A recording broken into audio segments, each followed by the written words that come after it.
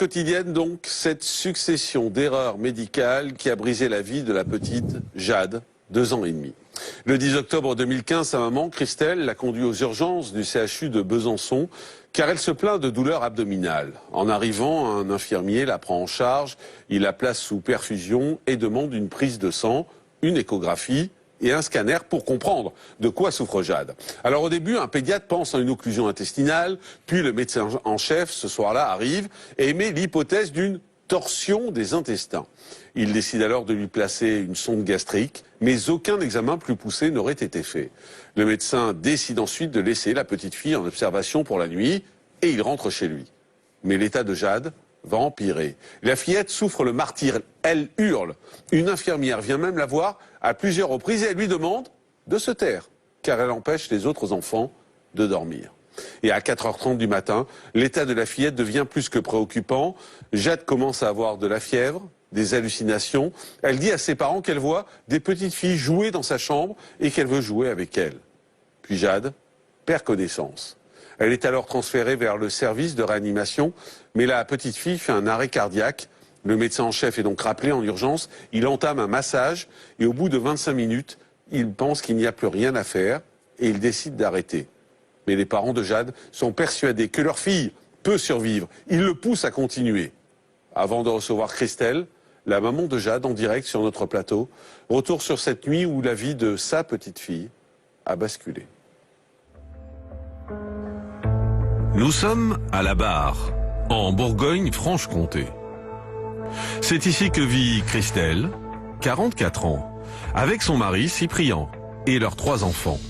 Alexandra, 20 ans, Gabriel, 8 ans, et Jade, 2 ans et demi. La petite famille mène une existence paisible, mais elle va être frappée par un terrible drame. Le vendredi 9 octobre 2015, vers 13h, Christelle récupère sa fille Jade chez la nourrice. La petite fille se plaint de douleurs abdominales. Au début, la mère de famille pense à une constipation, mais la fillette se met à vomir et refuse de s'alimenter. Le lendemain, Christelle décide donc d'emmener sa fille chez son médecin, qui diagnostique une gastro. Mais la mère de famille sent bien que Jade souffre de quelque chose de plus grave. Car dans les heures qui suivent, le ventre de la petite fille se met à gonfler. Christelle décide alors de l'emmener à l'hôpital. Aux alentours de 20h, Jade est admise aux urgences du CHU de Besançon. Elle est prise en charge par un infirmier qui lui prépare une perfusion et demande une prise de sang, une échographie et une radio pour tenter de comprendre de quoi souffre l'enfant. Le médecin en chef ce soir-là arrive et il dit avoir vu les résultats des examens. Il en conclut que l'estomac de la fillette est tendu et qu'il faut lui poser une sonde gastrique. Il émet l'hypothèse d'une torsion de l'intestin, mais il n'aurait pas poussé les examens plus loin. Le médecin décide alors de laisser Jade en observation toute la nuit et de rentrer chez lui, car son cas ne serait pas urgent. Mais d'heure en heure, l'état de la petite fille empire. Jade hurle de douleur. À plusieurs reprises, une infirmière lui demande même de se taire, car elle empêche les autres enfants de dormir. À 4h30 du matin, l'état de Jade se dégrade brutalement. La fillette fait un arrêt cardiaque. Le médecin en chef est donc appelé en urgence. Après 25 minutes de massage cardiaque, le médecin dit aux parents qu'il va devoir arrêter, que cela ne sert plus à rien. Mais Christelle est persuadée que sa fille peut survivre. Elle insiste pour qu'il continue. Et après plusieurs minutes d'acharnement, Jade revient à elle. Le médecin décide alors de l'emmener au bloc opératoire pour voir de quoi souffre la petite fille. En remontant du bloc, c'est le choc pour Christelle. Elle ne reconnaît pas sa fille. Jade est gonflée, couverte d'œdème. Le médecin annonce alors que l'estomac de la petite fille a explosé, ce qui a conduit à l'arrêt de son cœur. Son cerveau n'a pas été oxygéné pendant plusieurs minutes et cela pourrait laisser des séquelles irréversibles. Mais Christelle et son mari ne font plus du tout confiance au personnel hospitalier. Ils pensent que les examens de Jade n'ont pas été faits correctement. Et pour eux, si leur fille avait été mieux surveillée pendant la nuit, elle n'aurait pas frôlé la mort. Ils sont donc bien décidés à prouver la responsabilité du médecin qui s'est occupé de Jade. Retour en direct sur le plateau de la quotidienne de Crimes et Faits divers. Bonjour Christelle. Bonjour. Merci beaucoup Bonjour. d'être en direct avec nous. Elles sont dures les photos Oui, que très vous dur. avez données. Ça remet encore. Malheureusement, c'est vrai on peut pas passer à autre chose. Surtout, on le revit à chaque fois. C'est ça qui est difficile. C'est de toujours, quand on en parle, on revient à cette nuit-là, à ces images, l'avant. L'avant, c'est très dur. Ces plaintes, l'agonie de Jade, parce qu'elle a agonisé toute la nuit. C'est ça, en fait, qu'on peut pas effacer. C'est ça le plus dur. Et vous étiez là en plus. On était là, moi et mon mari. On était les deux. Et vous savez, c'est horrible de se trouver dans un service d'urgence et se sentir impuissant, de ne pas pouvoir l'aider.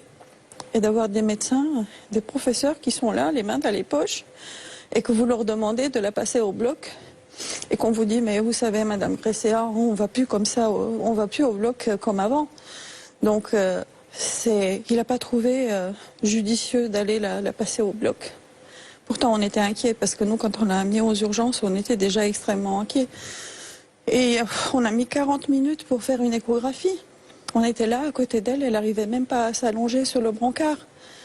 Donc, pour faire cette échographie. Et on a fait une radio aussi. Vous, quand ça vous remue à ce point-là, c'est parce que vous pensez au gâchis, en fait, c'est ça, cette petite fille. On lui a enlevé ses chances. Il faut dire que vous êtes une maman, vous avez 3 enfants en plus, Oui. donc c'est pas la première, donc vous connaissez les enfants. Bien J'ai sûr. envie de dire, quand oui. on a eu 3, forcément on connaît, Oui. on peut être un peu surpris au départ, quand c'est son premier enfant, on connaît Bien pas sûr, tout. oui. Forcément, vous avez 3 enfants, vous avez un grand garçon, une grande fille, pardon, vous avez un grand garçon Oui. aussi, et puis vous Oui. avez Jade. Donc vous sentiez les choses. Une maman, elle Bien sait, sûr, oui. elle sait On quand, sait à quel quand c'est moment il faut sérieux ou s'inquiéter. quand c'est pas sérieux. Oui, oui, on le Et ressent. on vous a pas écouté. Non, absolument pas. Ils sont là et on leur fait confiance. Moi, je travaille dans cet hôpital en plus. Donc c'est vrai que j'avais confiance dans ces médecins. J'y ai cru jusqu'au moment où ça a été l'atrocité. Jusqu'au moment où on a eu l'impression de faire un arrêt cardiaque en même temps que notre fille. Ça a été horrible. Et tout le monde vous regarde avec des yeux à se dire, mais waouh, comment on n'a pas pu voir ça? Pourquoi Oui. ils l'ont pas vu? Vous travaillez dans l'hôpital, vous faites quoi dans l'hôpital? J'étais à SH et j'ai été reclassée à cause des soucis de santé. Et au moment où c'est arrivé à Jade, c'était le meilleur moment où je commençais à m'orienter sur un poste, on va dire, administratif, et tout allait pour le mieux. Mais ça faisait que 2 semaines. Et ce jour-là, on m'a fauché, quoi. Moi, mon mari, mes enfants. C'est terrible. Et surtout, c'est indigne aujourd'hui de devoir se battre en justice et devoir prouver, sachant qu'ils ont été tous témoins cette nuit-là, et que même le personnel a beaucoup souffert et beaucoup ont été traumatisés. Des infirmières et des internes impuissants aux urgences à cause des médecins qui dorment, qui refusent de venir porter secours à une petite fille. Alors justement, on va revenir sur cette nuit.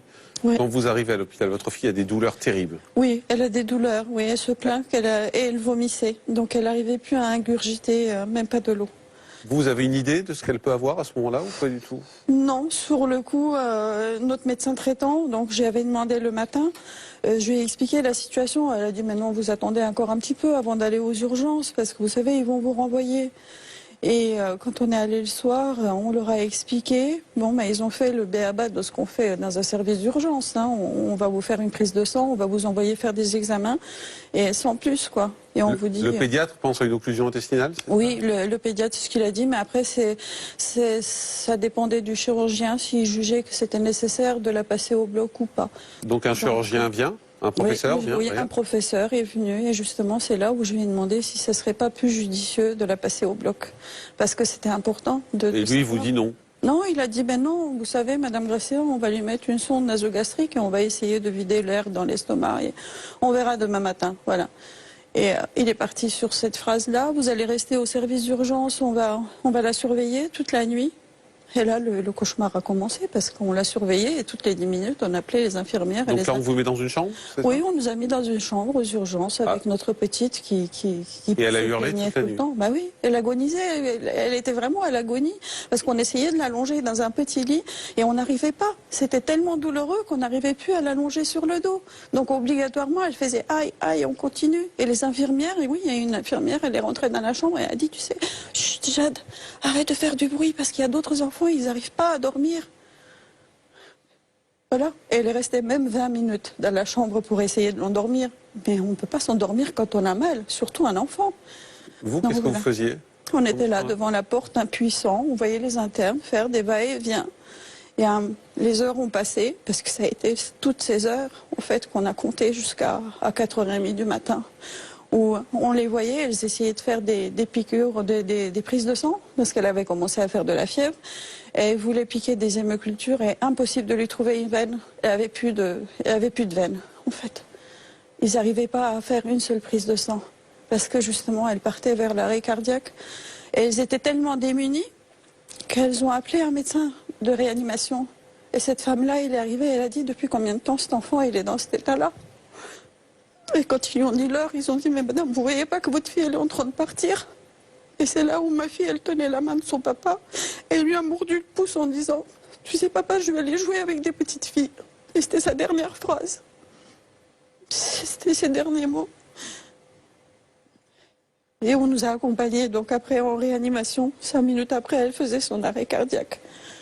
Et on pense que oui, la perforation de l'estomac, c'est dû soit au fait qu'ils ont mis à plusieurs reprises la sonde nasogastrique que Jade elle arrachée à chaque fois, soit c'est pendant le massage. Donc on ne sait pas à quel moment, mais en tout cas, le chirurgien, il avait constaté aussitôt après la réanimation. Donc avant qu'ils... En fait, ils sont aperçus qu'elle avait la perforation. Il est venu nous voir après l'avoir réanimée. Donc ça, au bout de 25 minutes, ils sont venus nous dire, je l'ai entendu parce qu'on était devant la porte, on était en train de crier comme des fous, on n'en pouvait plus de douleur, de voir notre petite allongée morte sur ce lit. Et ils ont dit, il va falloir dire aux parents qu'on va arrêter le massage cardiaque parce qu'il n'y a plus rien à faire et de toute façon, elle aura des séquelles graves. Et on a dit, mais non, c'est pas possible. Vous pouvez pas arrêter. Je dis, moi je sais qu'on masse des personnes âgées pendant 1 heure. Je dis, vous laissez pas mon enfant partir comme ça. Et ils nous ont laissé rentrer dans la chambre. Le papa, il était à sa tête, moi j'étais à ses pieds. Et on l'a appelé, on lui a dit, Jade, reviens, tu sais, il y a le Père Noël. Elle disait pas Père Noël, elle disait Père Noël. Je dis, le Père Noël doit venir. Et tout à fait, était 3 ans. Son anniversaire, c'était en janvier. Donc c'était pas loin. Et elle se faisait toujours une joie quand il y avait un anniversaire ou le Père Noël, comme beaucoup d'enfants à cet âge-là. Et voilà. Et on vous dit ça. Et 2 minutes après, elle revenait. J'allais laisser partir ma fille en espace de 2 minutes. Je ne peux pas renoncer comme ça. C'est votre enfant. C'est mon petit cœur. C'est comme ça que je l'appelle. Son cœur s'est arrêté. Ma vie s'arrête.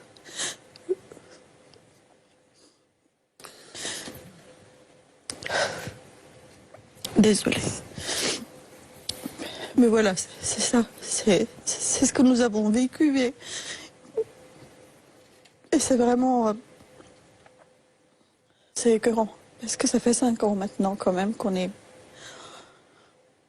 On est sans cesse en train de vouloir prouver ce qu'elle a souffert. Vous en voulez à qui? On en veut à beaucoup de personnes. Mais en premier à ce professeur qui était là, les mains dans les poches, et qui qui n'a pas trouvé l'urgence de réagir, de chercher plus, de poser un diagnostic et de se contenter d'avoir juste par SMS un compte rendu, mais sans s'imaginer que ça peut être pire. Et le compte rendu, soi-disant, il a eu 3 jours après, et il y avait suspicion de volvulus avec 3 points d'interrogation. C'est ça qu'on voit dans son dossier. Quand votre fille, quand ils veulent arrêter de la masser, quand ils veulent arrêter de lui faire le massage cardiaque, vous ne voulez pas lâcher à aucun moment? Non, non, on n'aurait pas pu. Et c'est vous qui l'avez sauvée aussi? On ne sait pas si c'est nous ou si c'est... Je ne sais pas. Mais Parce en tout cas... En demandant au médecin de continuer? On l'a appelée surtout. Jade, reviens, ne pars pas, parce qu'on ne peut pas vivre sans toi. Et on ne peut toujours pas vivre sans elle. Elle est là, elle récupère, mais on a tellement de peur et de... La peur, elle est encore présente, parce qu'on a peur de ces séquelles, de ces états, de ces choses qui peuvent évoluer, bien ou mal, on ne sait pas, au fil du temps. Et comment Comment réagit le personnel hospitalier quand tout ça se passe? Ils sont atterrés? Oui, après, oui. Mais nous, on a passé, une fois qu'ils l'ont amené au bloc, donc le chirurgien il était venu après la réanimation, nous dire qu'il allait la passer au bloc. Et il a dit, vous savez, c'est extrêmement grave. Je ne sais pas si je vais pouvoir faire quelque chose, je vais essayer.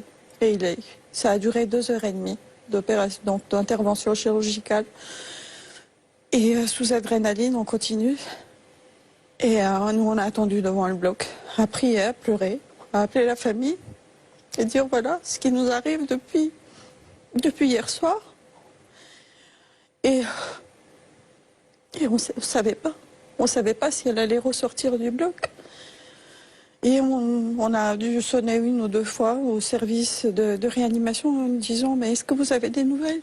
Parce que évidemment vous êtes dans l'angoisse et vous avez cette peur. Et à la fin ils nous ont dit oui. Ils ont terminé l'intervention et il faut pas être choqué de ce que vous allez voir quand on la mettra dans votre chambre parce que vous n'allez pas la reconnaître de comment elle était et de comment elle est maintenant. Parce qu'elle avait plein d'œdèmes et parce qu'elle avait des pansements, elle avait des choses partout et c'est pas comme ça qu'elle est partie. Donc c'est vrai que quand on a vu cette image atroce avec ces pansements en sachant que tous les organes avaient pris et qu'on ne savait pas du tout si elle était là ou pas là, quoi. Donc oui, ça nous a choqués en rentrant dans la chambre. On s'est dit mais elle est où ma petite Jade? Alors, vous la reconnaissez pas? Non. Non, parce qu'elle était très gonflée et c'est pas du tout ma petite puce qui courait partout. Dans une famille, quand ça se passe, c'est une déflagration. Je suppose que dans les heures qui suivent, oui. C'est terrible. Oui, le lendemain. C'est terrible pour elle, bien évidemment, mais c'est terrible pour vous, pour vos enfants. Oui, pour la grande. Comment vous lui dites ça? Ça a été terrible parce qu'on s'est parlé au téléphone. Sur le coup, vous savez, vous êtes dans l'action de ce que vous vivez et vous ne faites pas attention, vous pesez pas les mots parce que vous n'avez pas le temps, vous vivez le présent, le moment. Et je lui ai dit ce qu'on a vécu et j'ai surtout dit de ne pas dire à Gabriel, à mon fils, qui est beaucoup plus jeune et très sensible. Et j'avais peur qu'il soit dans un choc émotionnel.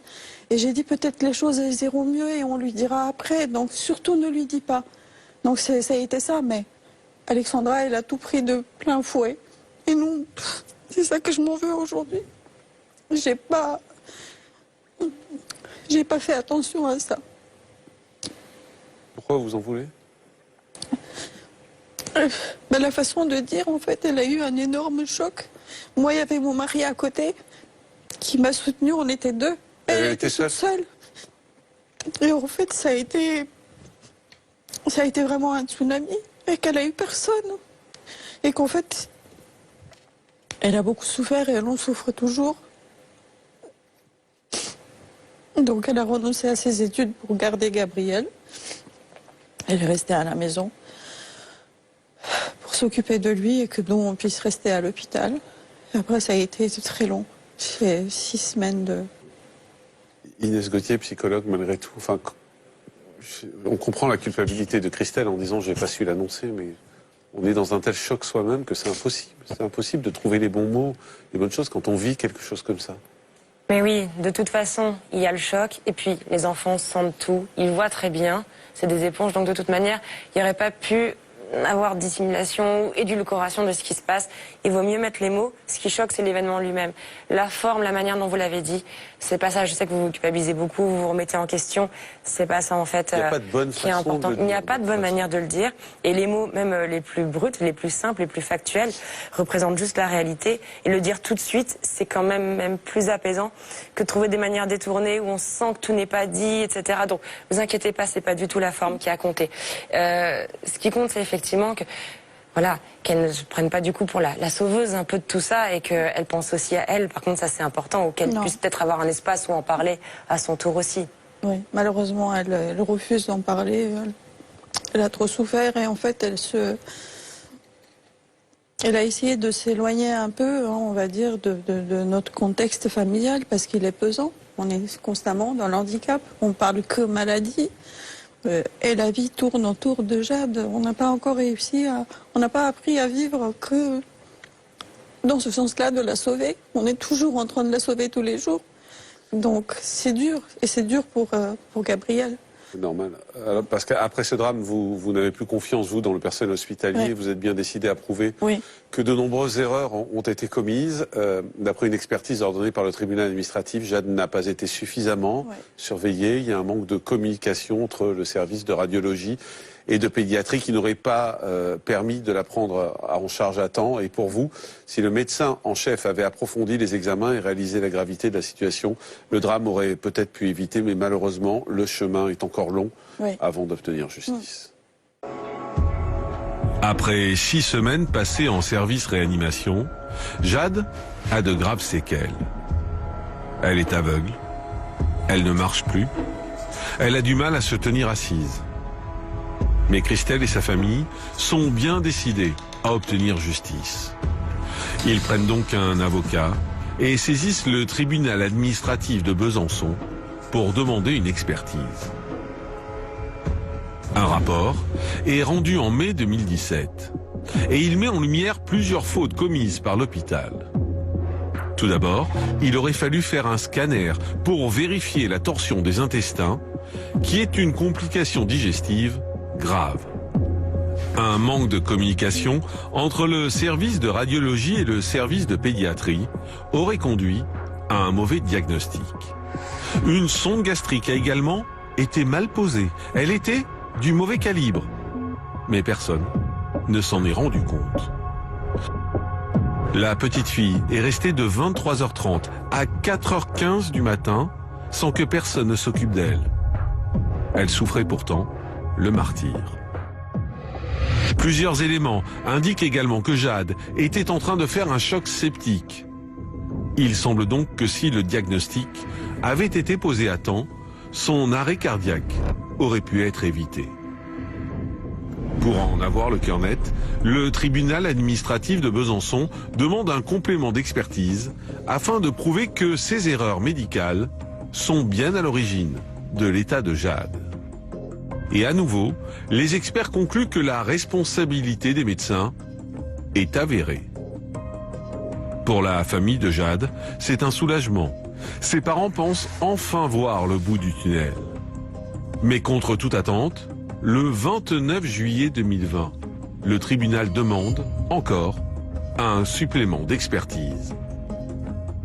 Pour la famille de Jade, c'est un nouveau coup dur. Après plus de 5 ans à se battre pour que justice soit rendue, ils doivent tout recommencer à zéro. Vous avez donc aujourd'hui cette famille qui se bat tous les jours pour cette petite fille, pour qu'elle puisse évoluer, pour qu'elle puisse grandir le mieux possible et qui se sent complètement démunie et abandonnée en se demandant pourquoi à chaque fois il faut justifier alors que tout prouve qu'il y a une faute. Retour en direct sur le plateau de la quotidienne de Crimes et Faits divers. On est toujours avec Christelle, la maman de Jade. Christelle, avant de rentrer à l'hôpital, Jade avait 2 ans et demi. Oui. C'était une petite fille très éveillée. Heureuse, et c'était la joie de vivre. C'était un enfant très avancé et très éveillé. Parlait deux langues d'ailleurs, je crois. Oui, elle parle le roumain et le français. Elle recommence à le parler maintenant. On s'est donné beaucoup de mal et nous sommes contents parce qu'en fait, elle était si avancée et c'est grâce à ça aussi en fait que ça lui permet de récupérer. Parce que malgré le manque d'oxygène et les séquelles qu'elle a, les choses se reconnectent en fait. Il y a une plasticité cérébrale qui se refait. Vous avez dit qu'elle avait 2 ans et demi et vous avez dit quand on l'a récupérée, elle avait 5 mois. Oui, on a récupéré un bébé de 5 mois, elle tenait même plus sa tête. C'était comme une poupée de chiffon, elle s'écroulait de partout. Et c'est vrai que ça fait mal de se dire son enfant, un jour avant, courait partout, n'a jamais été malade. Jade, c'était vraiment, je faisais toujours la comparaison entre mes enfants. Je disais que c'était elle la plus costaud de tous. Parce qu'on ne l'amenait jamais chez le médecin. C'était un enfant qui aimait vivre dehors.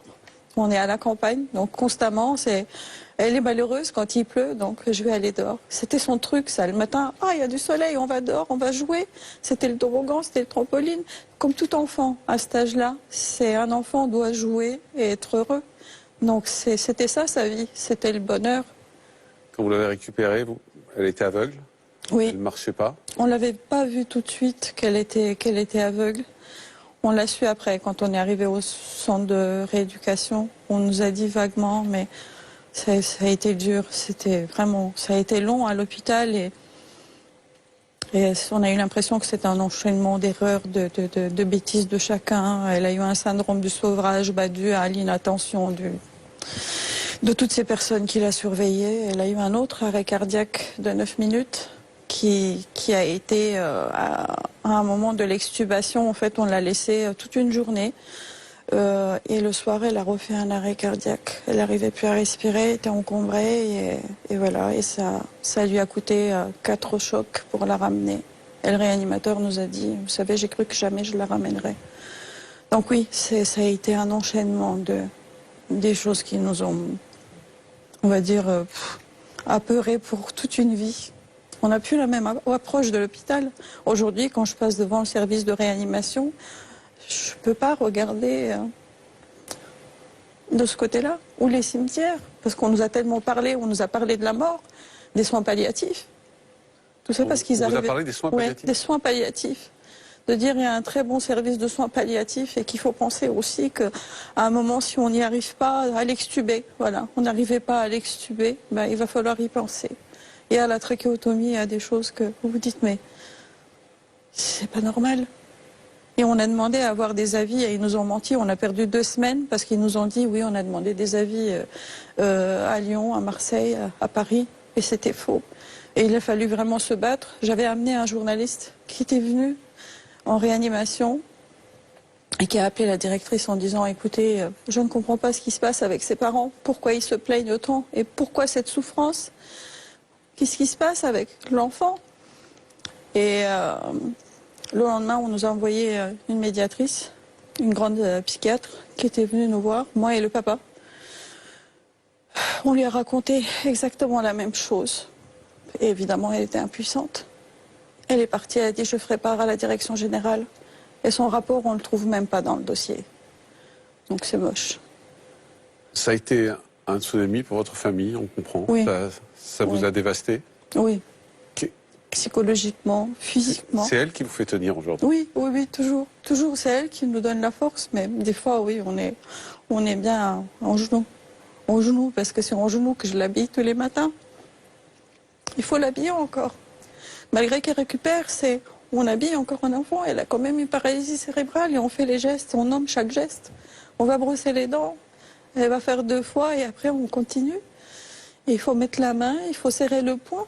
À chaque fois qu'elle va enfiler quelque chose, on lui dit serre le poing, sinon elle vous met la main ouverte et c'est très dur parce qu'elle peut se blesser et qu'on est constamment dessus. Elle récupère quand même. Oui, elle récupère. Comme j'ai dit, c'est pas grâce au conseil des médecins, malheureusement. Grâce à vous, grâce à votre amour. Oui, et grâce aux recherches, parce qu'on vous nomme des diagnostics, mais on vous donne pas la clé, on vous laisse chercher, vous êtes dans un vide total, dans un flou. On vous donne des choses, mais on vous dit pas de quelle façon ça va évoluer. Tout ce qu'on nous a dit, on ne sait pas ce qu'elle deviendra dans 5 ans. Bon. On vous a dit ça ? Oui. Ben devinez après, vous imaginez soit le pire, soit le meilleur. Mais moi, j'ai préféré toujours regarder les positifs. On m'a parlé de cécité corticale, j'ai cherché. J'ai trouvé une grande spécialiste à Paris. On vient 2 fois dans l'année maintenant. Et grâce à elle, Jade aujourd'hui, elle identifie des choses. On la passe plus pour une aveugle. Vous communiquez avec elle? Oui, bien sûr. Elle oui. vous parle? Jade, elle a retrouvé le langage. Et qu'est-ce qu'elle vous dit de sa situation? Aujourd'hui, elle commence à réaliser ce qui lui est arrivé. Et en fait, dans les mêmes derniers jours, elle pose beaucoup de questions sur sa cicatrice. Est-ce qu'elle va disparaître? Et pourquoi elle est là? Donc elle commence à réaliser jusque-là, elle n'a jamais eu conscience de ce qu'elle avait en elle-même. Et je lui ai demandé, je dis, est-ce que c'est douloureux? Elle m'a dit oui, c'est douloureux. Je ne sais pas si c'est la cicatrice qui lui fait mal ou c'est le fait de réaliser ce qu'elle a vécu. Et bon, évidemment, elle nous entend parler parce qu'elle est concernée, donc, et tous ses soignants qui sont autour, évidemment. Donc, juste tout ça, ça coûte beaucoup d'argent. Les procédures judiciaires, ça coûte beaucoup d'argent. Comment vous faites pour payer tout ça? On a fait une association il y a 2 ans, donc l'Espoir pour Jade. Et c'est grâce à ça qu'on arrive à lui payer des soins. Mais malheureusement, c'est vrai que dans le contexte actuel, c'est même pas la peine. Et nous, c'est très difficile parce qu'on a l'impression que parler d'erreur médicale, c'est tabou. Donc grâce à vous, oui, on arrive à parler ouvertement, mais c'est la première fois qu'on arrive à s'exprimer. C'est difficile de faire comprendre aux personnes que n'importe qui pourrait être à la place de Jade, que ce soit enfant ou adulte. Et que quand vous tombez dedans, c'est... Voilà, vous travaillez dans le milieu de la santé, vous donnez de l'aide aux personnes, vous avez de la compassion, de la compassion pour ces gens, mais quand ça vous arrive, il n'y a plus personne, vous êtes seul. Aujourd'hui, le combat judiciaire est long, vous avez le sentiment de ne pas en voir le bout? Non, oui, c'est une catastrophe. C'est une catastrophe parce qu'après la dernière expertise, nous sommes écœurés. Parce qu'on a eu le rapporteur public et les expertises qui sont claires. Donc, et on ne comprend pas pourquoi le juge il préfère nous renvoyer à nouveau en expertise et nous balader encore pendant des années. Et en fait, à croire que... Ils espèrent qu'on sera vraiment épuisé et qu'on lâchera. Mais j'ai dit jamais je ne peux pas lâcher par respect pour sa souffrance. Je peux pas. Je peux pas. Une vie, ça n'a pas de prix. Donc c'est ça. Et le juge, s'il était à ma place, il pleurait avec les mêmes larmes. Des fois, je voudrais qu'il ressente ma douleur. Maître Florence Roas, on est... Oui, on est beaucoup ému. Je comprends très bien ce que vous dites, madame. C'est vrai que la justice en matière médicale et en matière... enfin voilà, tout ce qui est responsabilité médicale et tout ce qui est attenant à la responsabilité médicale, c'est vrai que c'est assez surprenant. Je voulais vous poser une question. Pour quelle raison, quel motif a été invoqué par le tribunal pour demander une expertise complémentaire? Est-ce que vous le savez? Parce que la première, il avait l'air de dire qu'elle n'était pas assez complète. Il n'y avait pas de réponse sur certaines questions par rapport au pourcentage, au degré d'handicap, d'avoir des réponses en fait supplémentaires. Parce que vous avez eu 2 expertises déjà. C'est ça qui est étonnant, c'est qu'on en demande une troisième. En fait. La troisième, et votre avocat vous a expliqué, peut-être que, vous savez, quelquefois, c'est vrai que vous êtes dans une situation, et vous avez dit quelque chose tout à l'heure, vous avez dit, je voudrais que le juge comprenne, c'est-à-dire qu'il ressente ce que je ressens. Ouais. Vous avez raison, c'est vrai que... Mais c'est pas tout à fait le rôle du juge, en fait. Le juge, je vous dis ça de façon très objective, hein, doit avoir un certain recul sur son dossier. Oui. Et si vous voulez, même si quelquefois, et je le comprends parfaitement et je compatis, il y a vraiment un sentiment d'injustice. Parce qu'en fait, vous savez, Jean-Marc, et je le dis ici... Ce qui est compliqué, c'est la durée. Non mais, Jean-Marc, vous savez, souvent on dit, oui, la justice ne fait pas son travail. Vous savez, il y a cette espèce de thème récurrent. Mais c'est pas que la justice ne fait pas son travail, c'est que la justice est humaine. Voyez, donc il y a des moments où on a un sentiment. Elle est humaine dans le sens, elle est faite par des hommes. Elle est faite, elle est rendue par des... des fois, elle n'est pas humaine. Oui, justement. non, mais humaine au sens, elle est rendue par des hommes, et donc il y a quelquefois, eh bien, un arbitraire, un aléa, un sentiment d'injustice. Oui, c'est vrai, c'est une réalité. Donc en ce qui vous concerne, madame, il est possible que cette demande de rapport complémentaire d'expertise, peut-être que ça va vous servir. Si ça se trouve, aujourd'hui, vous avez le sentiment effectivement de la lenteur de la justice. On peut positiver, en effet. c'est... On peut positiver. c'est vrai. Peut-être que les éléments C'est complémentaires vrai. qui sont demandés à des experts pour que le tribunal se fasse sa religion, comme on dit dans notre jargon, et de façon éclairée, même si vous avez des certitudes, mais il n'en demeure pas moins que peut-être ça va vous apporter un plus, et que ce que vous appelez les pourcentages, ce sont les taux d'incapacité. Voilà, c'est-à-dire que les experts doivent se prononcer, eu égard à l'état de votre fille, sur les taux d'incapacité qui leur C'est ce ressortent. qu'ils ont fait aussi. Et c'est ces taux d'incapacité qui vont permettre au tribunal d'évaluer le préjudice et la réparation. Mais, Mais c'est ce qu'il faut se dire, Christelle, aussi. C'est qu'effectivement, Maître Roy a raison. Peut-être ça va vous servir. oui, mais nous, on a l'impression, en fait, c'est tellement pas juste qu'on a l'impression que c'est... On n'a même pas de mots pour vraiment Mais définir ça. Ce que je comprends, et pour être clair, pour qu'on comprenne bien aussi... On a que les gens l'impression qu'on met en doute la Non, bien parole sûr. des experts et du rapporteur public. Et ce C'est qui des est gens qui compliqué, ont étudié le C'est ce qui est dossier. compliqué, c'est que tout ça, ça coûte de l'argent en plus. Bien sûr. Vous payez des expertises, Oui, voilà. vous payez... On a l'impression d'entretenir tout un C'est ça. système. C'est ça. Tout un système duquel nous, on ne fait pas partie. On est insignifiant, on n'est personne. C'est ça. Et c'est ce que vous avez ressenti à l'hôpital aussi. Donc Bien en fait, sûr. c'est-à-dire que, et ça c'est Mais dans intéressant, beaucoup d'endroits, vous êtes comme ça.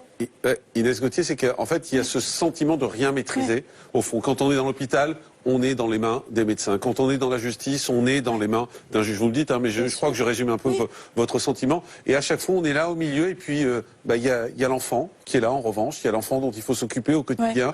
Et on est au milieu de ce système qu'on ne maîtrise pas. Non. Le temps, on ne le maîtrise pas. Les décisions, on ne les maîtrise pas. Et c'est une douleur terrible qu'on ressent sur ce plateau. Oui, il y a ce sentiment d'impuissance et d'injustice énorme que je peux absolument comprendre. Ne vous découragez pas. En fait, là où vous avez un pouvoir d'action, c'est justement dans les démarches que vous faites, soit de fonder cette association, de passer dans les médias pour en parler, et ne perdez pas espoir au sens où moi j'ai un cas comme ça, un couple, leur enfant, il y a eu une erreur de la part de l'académie, donc très dur à attaquer. Ils n'ont pas perdu espoir, ils se sont fait eux-mêmes expertiser sur le plan psychologique pour montrer tout l'impact que ça avait eu, y compris sur la famille. Peut-être que ça, vous pouvez vous aussi demander à faire un bilan médico-psychologique, psychique de la famille pour voir les etc. Et au bout de 6 ans, vous n'y êtes pas encore, ils ont gagné. Ils ont gagné leur procès.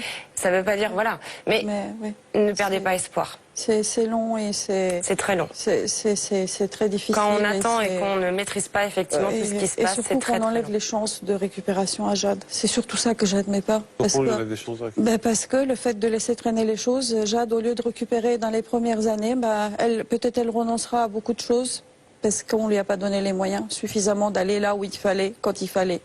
Tout simplement, c'est ça aussi. Quand on parle de médecine, des fois, c'est les choses immédiates. Vous sortez des réanimations, c'est tout de suite là maintenant. J'ai passé 9 mois dans un centre de rééducation pour pas grand-chose. En tout cas, vous savez, Jade, elle a de la chance d'avoir une maman comme vous. Oui, qu'elle lâche rien, oui, ça me Une maman qui lâche rien. Mais je l'aime, c'est mon petit cœur et je les aime les trois pareils. Sauf que je leur montre même. Des fois, on a l'impression qu'il le voit plus parce qu'elle est constamment là. Évidemment, elle va nous accaparer parce qu'elle a des besoins, elle est dépendante. Et c'est vrai que c'est difficile, quand on dit « je vous aime pareil », de pouvoir leur prouver qu'on les aime de la même façon. En tout cas, ce que vous faites et ce combat, c'est une preuve terrible que vous aimez Jade et on imagine que vous aimez et le papa, vos autres enfants présent également. C'est vrai que je parle pas souvent du papa, mais c'est vrai que heureusement qu'il était là, parce que c'était vraiment l'épaule sur laquelle... Ah oui, heureusement, parce que sinon, c'est vrai que c'est très dur. Être tout seul dans un combat comme ça, c'est... En tout cas, on espère que les choses vont bouger. Surtout, vous nous tenez au courant. On va continuer à suivre ça. Et puis, votre témoignage est bouleversant aujourd'hui. On fera de notre mieux. Merci Christelle et vous embrassez Jade pour nous.